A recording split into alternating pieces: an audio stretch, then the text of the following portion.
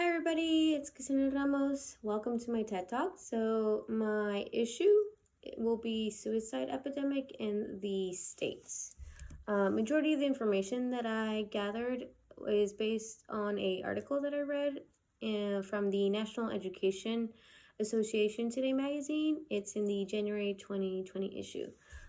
First, I'll just give out some general statistics and then give my input on those statistics. So, 1 in 6 students think about suicide, and in 2017, 10% of teens have experienced a major depressive episode with severe impairment. So, this is said by the National Institute of Mental Health.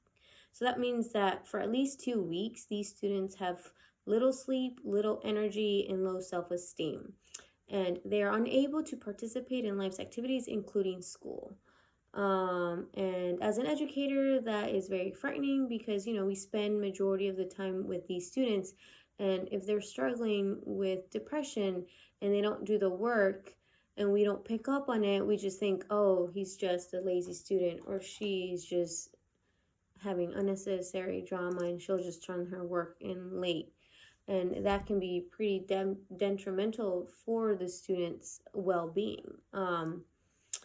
Another fact is that young people dying of suicide has jumped to 56% between 2007 to 2017. So this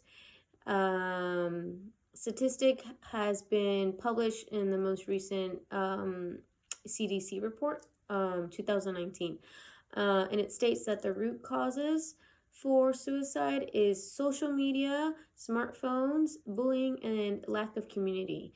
And today's teens are the most anxious and depressed. And this has been established by various health surveys that were completed. And mental health illnesses begin by the age of 14, and half of all the kids ages 8 to 15 don't get treatment. So that means we are teaching children who may have a mental health illness and no one's aware of it, or no one wants to acknowledge it, and students aren't taken seriously for these stressors that they deal on a daily basis. And we're educators. I am a Spanish teacher. I'm not a psychologist. I'm not a counselor. I'm not a therapist. And I'm not an expert in this field, so I can't really diagnose students when I have hunches.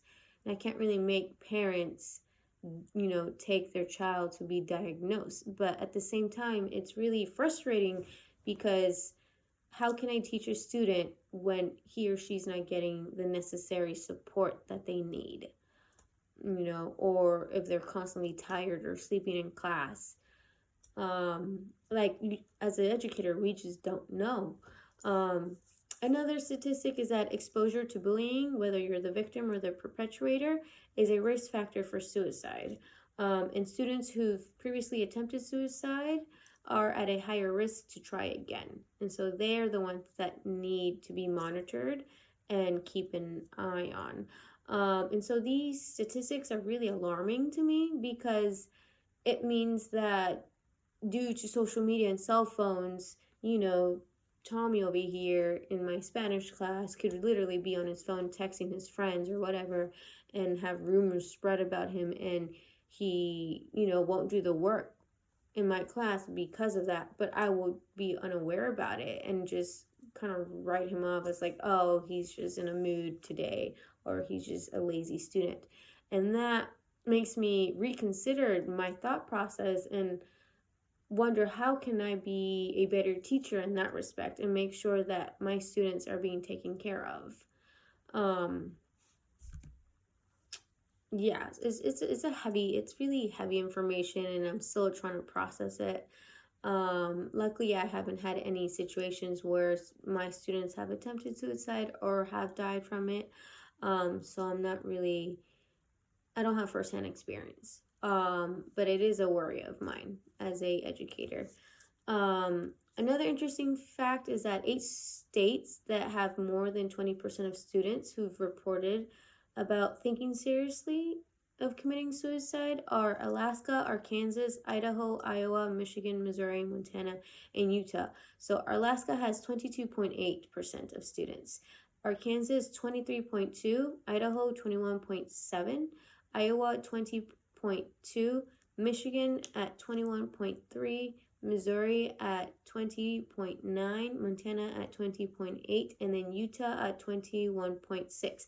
The rest of the states have not reported anything. So I can't even imagine if they did report, you did surveys and the students reported, whether it would be the same amount or even higher. It's just a scary idea that isn't being addressed enough, in my opinion. And the American School Counselor Association has stated that the recommended amount of ratio for students to counselor is 250. And only 3 states meet that recommendation: New Hampshire, Vermont, and Wyoming. The state that is the worst offender is Arizona. Their student to counselor ratio is on average 924. Recommended amount is 250. Arizona on average has 924. That is a lot of students that aren't getting enough support in schools. And schools are not equipped to handle that caseload. And it's been stated by various counselors that they feel so overwhelmed and they feel like they're failing at their job because they can't reach every child. And every child is important, right? A life lost is a precious life. Our goal is to make sure that everyone's being taken care of, and we're obviously not managing well because of the lack of resources. The national average ratio is 482 to 1. So it's not an Arizona issue. It's not a California, Wyoming, Oregon, Maryland issue. It's a statewide issue. So on average, nationally, 482 students to a counselor. That's a lot for a counselor to deal with. And again, we are educators. We're not counselors, so we can't really substitute for that lack of resources to support the students. So you're probably wondering, how did this occur? So one of the main reasons why teens are so anxious and depressed is the relentless focus on measurable achievement, right? So it's all about test scores, graduation rates, growing standardization of curriculum. Students and educators have been turned into widgets. And so what ends up happening is that students' social and emotional needs are being pushed to the side. So it's all about good grades, academically achieving the best. And that kind of pushes the students to compete against each other and constantly compare each other.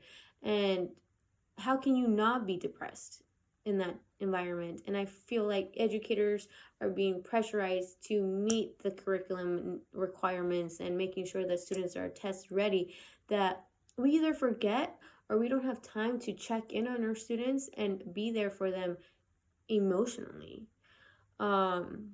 And that to me is just really sad, and I try my best to make sure that I'm connecting with my students and making sure that their emotional and social needs are being met. So some of the resolutions mentioned in the article is to be alert, talk to students, and to connect with your students authentically. And most of this information we know because we've had to take trainings virtually as part of our job as an educator. So we know that we should be alert with students who talk about feelings of hopelessness and worthlessness, students who suddenly look more depressed and withdrawn, students who give away their stuff, and students who engage in risky behaviors. You know, it's one thing to learn about it and get training, and then it's another thing to actually experience it and go through with it. And that's one of the things that I worry about as an educator is like, how will I know?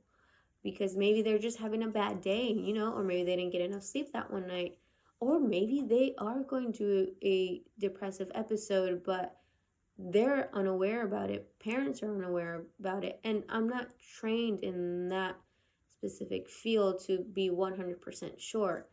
And even if I have some doubt, you know, I would reach out to the counselor to make sure that they check on the student.